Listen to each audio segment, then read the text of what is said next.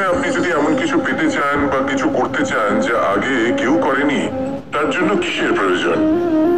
কেউ বলবে সংকল্পের প্রয়োজন।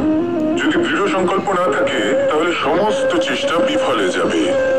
কেউ বলবে সাহসের প্রয়োজন, কারণ যদি এমন কিছু করতে চান তাহলে অনেক বড় বড় বাধা সামনে আসতে পারে, তার সম্মুখীন হওয়ার জন্য সাহসের প্রয়োজন হয়। আর কেউ বলবে যে সংকল্প থাকুক বা সাহস, সব থেকে বেশি প্রয়োজন হলো অভিজ্ঞতাই। যদি অভিজ্ঞতা থাকে তাহলে বুঝতে পারবেন কোন কাজটা কিভাবে করা উচিত। আমি যদি সত্যি কথা বলি তাহলে বলবো এই তিনের সমন্বয় খুব প্রয়োজন: সংকল্প, সাহস এবং অভিজ্ঞতা। সংকল্প করুন যে আপনাকে ওই কাজটা করতে হবে, সামনে অগ্রসর হন, কর্ম করুন। আপনি যদি পরাজিত হয়ে যান তাহলে আপনি অভিজ্ঞতা অর্জন তো করবেনই, তারপর তার সাথেই সাহস জোগাতে হবে আর মনে সাহস নিয়ে সামনে এগিয়ে যেতে হবে। এই সংসারে এমন কোনো কাজ নেই যে আপনি করতে পারবেন না। আসুন আমার সাথে ভালোবেসে বলুন, রাধা রাধা। আমরা যখনই কোনো গাছের চারা রোপণ করি তখন সবার আগে পরীক্ষা করে দেখি যে যেখানে আমরা চারা রোপণ করতে চলেছি সেখানকার মাটি আদৌ উর্বর কিনা, সেই মাটি সেই চারাকে বাড়তে সাহায্য করবে কিনা। যখন একটা চারা রোপণের আগে আমরা এত কিছু ভাবতে পারি, তাহলে কাউকে বিশ্বাস করার আগে আমরা কেন ভাবি না? জীবনে কখনো এই বিশ্বাসরূপী চারা কোথাও রোপণ করার আগে বোঝার চেষ্টা করুন যে যার উপর আপনি বিশ্বাস করতে চলেছেন সে কি আদৌ আপনার বিশ্বাসের যোগ্য কি না। ভেবে দেখুন সেই ব্যক্তি ভবিষ্যতে গিয়ে আপনার বিশ্বাস ভাঙতে পারে কিনা। এটাও ভেবে দেখুন যে যাকে আপনি বিশ্বাস করতে চলেছেন তাকে আপনি বিশ্বাস করলে নিজের জীবনের উদ্দেশ্যে আপনি অগ্রসর হতে পারবেন কিনা। আর তার জন্য প্রয়োজন সঠিক সিদ্ধান্ত, পরখ করা, কোনটা উচিত কোনটা অনুচিত সেটা বোঝা। আর তাতে কিন্তু আপনি সন্দেহবাতিক হবেন না, তাতে আপনি আরো নিপুণ হয়ে উঠবেন। তাই যদি আপনি নিপুণ হয়ে উঠতে চান তাহলে বোঝার চেষ্টা করুন, পরখ করে দেখুন, কোনটা উচিত কোনটা অনুচিত বুঝুন। আর বিশ্বাস তখনই করুন যখন আপনি 100% নিশ্চিত হবেন যে সে বিশ্বাসের যোগ্য। আসুন আমার সাথে ভালোবেসে বলুন, রাধা রাধা। বেশিরভাগ মানুষ এই কথা বলে থাকেন যে সময় অত্যন্ত বলশালী, সময় হলো খুবই শক্তিশালী। সময়কে চোখে দেখা যায় না, কিন্তু আমাদের সমস্ত কিছু দেখিয়ে দিয়ে যায়। তাই এই সময়কে কিছুটা ভয় পাওয়া প্রয়োজন। চলুন, প্রত্যেকের ভাবনা আলাদা, প্রত্যেকের মানসিকতার পিছনে নিজস্ব অভিজ্ঞতা রয়েছে, তাকে আমি সম্মান করি। আর কোথাও না কোথাও এই কথাটা সত্যি।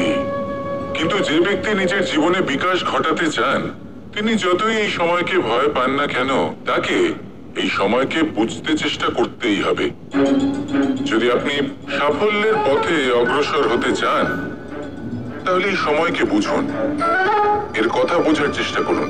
এটা খুব আবশ্যক। দেখুন, আমরা সবাই জানি সময় আমাদের কাল, একদিন না একদিন সময় আমাদের অবশ্যই গ্রাস করবে। ততদিন এই সময়কে সম্মান করতে শিখুন। এটা কতটা শক্তিশালী সেটা বুঝতে চেষ্টা করুন। আর সময়ের সাথে তালে তাল মিলিয়ে চলতে চেষ্টা করুন। সময় নিজে থেকেই শুভ হয়ে উঠবে। আসুন আমার সাথে ভালোবেসে বলুন, রাধা রাধা। জন্ম এবং মৃত্যু, এই দুই হলো মানুষের জীবনের সব থেকে গুরুত্বপূর্ণ দুই মুহূর্ত। মানুষ যখন জন্ম নেয় তখন তার কাছে এই সংসার জন্মগ্রহণ করে এবং এই সংসারে যে জ্ঞান আছে, পুণ্য আছে, পাপ আছে, উচিত অনুচিত আছে, সেই সবকিছু সে জানতে পারে। এবার যেই মুহূর্তে তার মৃত্যু হয় তার কাছে এই সব কিছুরই মৃত্যু হয়ে যায়। এবার মানুষের যখন জন্ম হয় এই শুভ দিনের প্রসন্নতার কারণে মিষ্টি বিতরণ করা হয়, উপহার বিতরণ করা হয়, সবাই তা গ্রহণ করেন। এবার মানুষ যখন মৃত্যু লাভ করেন তখনও শ্রাদ্ধের কাজের সময়ও নানান মিষ্টি বিতরণ করা হয়, সবাই সেটাও গ্রহণ করেন। এবার এই মিষ্টি দ্বারা আমরা জীবনে মিষ্টি মুখ করি, কিন্তু আমাদের জীবনের সব থেকে গুরুত্বপূর্ণ এই মুহূর্ত, এই দুই দিনেই আমরা এটা গ্রহণ করতে পারি না। কখন গ্রহণ করতে পারি? যখন উচিত সময় আসে। আর উচিত সময় কখন আসে? জন্মদিন এবং মৃত্যুদিন, এই দুইয়ের মাঝের মুহূর্ত। জীবনকাল। এই জীবনকালেই আপনি মিষ্টি খেতে পারেন, সুস্বাদু ব্যঞ্জন খেতে পারেন, শ্রেষ্ঠ কর্ম করতে পারেন, পুণ্য করতে পারেন, এই সংসারকে প্রেরিত করতে পারেন। তাই এই জীবনকালকে ব্যর্থ হতে দেবেন না। এই সময় অত্যন্ত শ্রেষ্ঠ কর্ম করুন, মহান হয়ে উঠুন, আর আমার সাথে ভালোবেসে বলুন রাধা রাধা। প্রেম অত্যন্ত পবিত্র অনুভূতি, শুদ্ধ অনুভূতি। কোন অশুভ মানুষের হৃদয় পরিবর্তন করার ক্ষমতা রাখে, তাদের মনেও করুণা জাগ্রত করার ক্ষমতা রাখে। কিন্তু কিছু মানুষ এমন আছেন, কিছু পরিস্থিতি, কিছু মুহূর্ত এমন আসে যখন প্রেমে শান্ত থাকা যায় না। ভালোবেসে কিছু বোঝানোর জন্য আমি যুদ্ধ থেকে পালিয়েছিলাম। আমাকে যুদ্ধবিমুখ বলা হয়েছিল, কিন্তু তখনও যখন জরাসন্ধ বুঝতে পারল না, তখন ওকে দুটুকরো করে সমাপ্ত করতে হলো।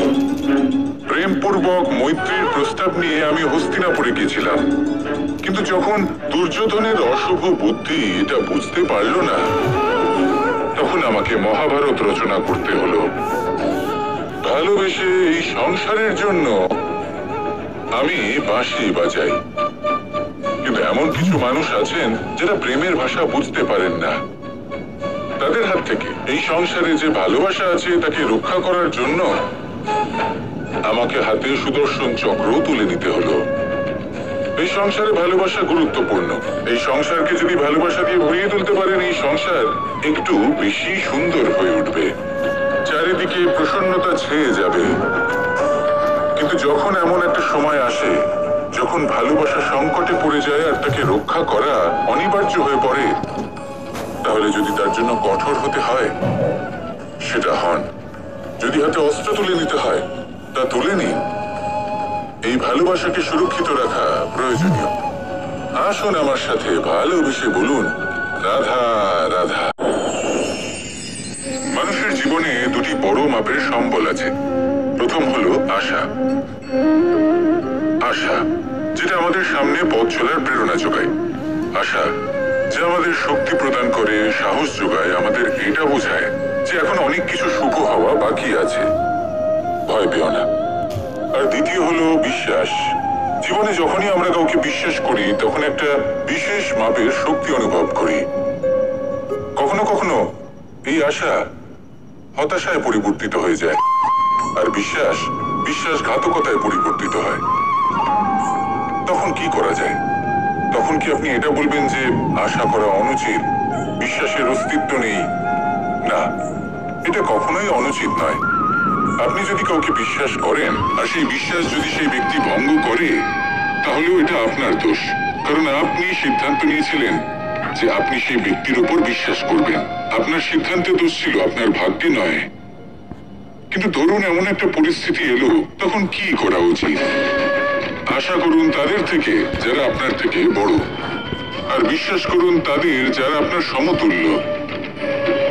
আশা করতে হলে ঈশ্বরের কাছে করুন যে আমি জীবনে যা কিছুই করছি, যে কর্ম করছি, যাকে বিশ্বাস করছি, তারা আমার সাথে যেন কোনো অনুচিত না করেন। আমি শুধু এটাই আশা করব।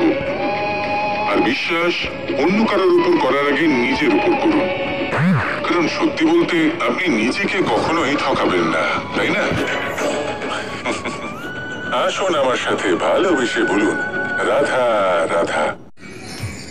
এই নিম পাতাকে দেখুন, ওর কিন্তু অনেকগুলো গুণ আছে। অনেক অসুখের নিরাময়ের জন্য এই নিম ওষুধ হিসেবে ব্যবহৃত হয়। এটা এই পরিবেশের জন্য ভালো, আমাদের শরীরের জন্য ভালো। কিন্তু যখন এটা চেখে দেখবেন তখন বুঝতে পারবেন এই নিম পাতা খুব তেতো। এবার এই যে নিম পাতার স্বাদ তেতো, সেটা কি খারাপ ব্যাপার? তেতো স্বাদ হওয়া কি খারাপ ব্যাপার? দেখুন, নিম পাতার স্বাদ তেতো, তাতে ওর কোনো দোষ নেই। ঠিক সেভাবেই আমের স্বাদ মিষ্টি, তাতে আমের কোনো মাহাত্ম্য নেই। কে নির্ধারণ করে যে কোনটা মিষ্টি আর কোনটা তেতো? জিহ্বা। আমাদের জিহ্বা আমাদের বুঝিয়ে দেয় যে কোনটা মিষ্টি আর কোনটা তেতো, আর আমাদের এই জিহ্বার মিষ্টি পছন্দ। ঠিক সেভাবেই যদি আপনি নিমের মতো হন, আপনার মধ্যে অনেক ভালো গুণ আছে, আপনি জানেন, আপনি সৎকর্ম করতে চান আর করতেই থাকছেন। কিন্তু এমন কোনো ব্যক্তি আছেন যে আপনাকে ঠিক বুঝে উঠতে পারছেন না। কোনো ব্যক্তি হয়তো আপনাকে ততটা সম্মান করছে না, তাহলে এতে আপনার কোনো দোষ নেই। আপনি নিজের কর্ম করতে থাকুন। যদি সমস্যা বা দোষ কিছুতে থাকে তাহলে সেই ব্যক্তির পরখ করার ক্ষমতায় আছে। আপনি শুধু নিজেকে বিকাশের পথে নিয়ে যান, সৎকর্ম করুন আর আমার সাথে ভালোবেসে বলুন, রাধা রাধা। সংসারে সকলের মনে বাসনা থাকে তারা যেন ধন অর্জন করতে পারেন। সবাই তার জন্য চেষ্টাও করেন। একটি অত্যন্ত ছোট শিশু যখন সে কোনো উপহার পায় তার থেকে সে অবশিষ্ট ধন সঞ্চয় করতে চেষ্টা করে, কারণ আমরা ভাবি যে সংগ্রহ করলে আমরা ধনী হয়ে উঠতে পারবো, ধনবান হয়ে উঠতে পারবো। এবার এটাই কিন্তু গুণের ক্ষেত্রেও প্রযোজ্য। যদি আপনারা জীবনে গুণবান হতে চান তবে সংগ্রহ করার কোনো প্রশ্নই নেই।